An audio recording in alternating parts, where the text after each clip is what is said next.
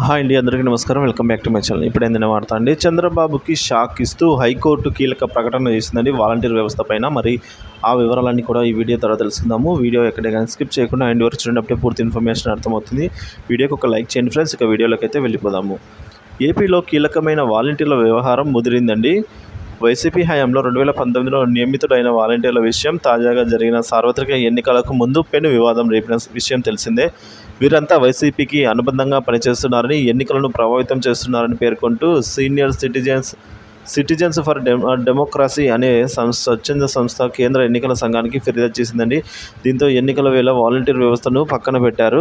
ఈ సమయంలో ప్రత్యక్షగా ఉన్న టీడీపీ నేతృత్వంలోని కూటమి తాము అధికారంలోకి వస్తే వాలంటీర్లను కొనసాగిస్తామని హామీ ఇచ్చింది. అంతేకాదు, ప్రస్తుత ముఖ్యమంత్రి టీడీపీ అధినేత అయిన చంద్రబాబు మరో ముందడుగు వేసి తాము అధికారంలోకి వచ్చాక వాలంటీర్ల గౌరవ వేతనము 5,000 నుంచి 10,000 రూపాయలకు పెంచుతామని చెప్పారు. అయితే సర్కారు ఇచ్చినా కూడా ఇప్పటివరకు జగన్ నిర్ణయం తీసుకోలేదు. అంతేకాదు, జూలై 1వ తేదీ నుంచి ప్రతి ఇంటికి వెళ్ళి ఇవ్వాల్సిన సామాజిక భద్రతా పెన్షన్ గ్రామ వార్డు సచివాలయాల్లోని కార్యదర్శులు, ఇతర సిబ్బందితో పంపిణీ చేయించేలా నిర్ణయం తీసుకున్నారు. దీంతో వాలంటీర్ వ్యవస్థను ఏం చేస్తారనే చర్చ రాష్ట్ర వ్యాప్తంగా జోరుగా సాగుతోంది. ఇప్పుడు ఇలాంటి కీలక సమయాల్లో మరో వివాదాస్పద అంశం తెరమీదికి వచ్చింది. అసలు వాలంటీర్ వ్యవస్థను రద్దు చేయాలని కోరుతూ ఏపీ హైకోర్టులో తాజాగా పిటిషన్ దాఖలైంది.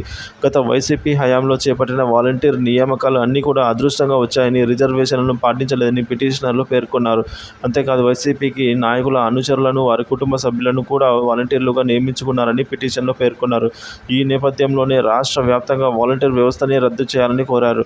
దీనిని విచారణకు స్వీకరించిన హైకోర్టు సమాధానం చెప్పాలి అంటూ చంద్రబాబు సర్కారును ఆదేశించింది.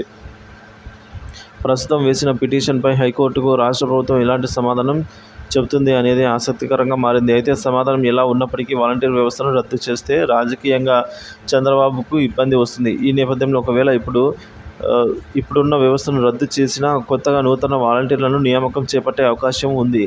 అయితే అప్పుడు ఏ విధానంలో వాలంటీర్ వ్యవస్థను తీసుకొస్తారో చూడాలి. ఇది ఇలా ఉంటే వాలంటీర్ వ్యవస్థను ఓన్ చేసుకున్న వైసీపీ మాత్రం ఈ విషయంలో ఇప్పటి వరకు కూడా నోరు మెదపలేదు. నోరు మెదపకపోవడం గమనార్హమని అయితే వాలంటీర్లు అందరూ కూడా చెప్తున్నారు ఫ్రెండ్స్.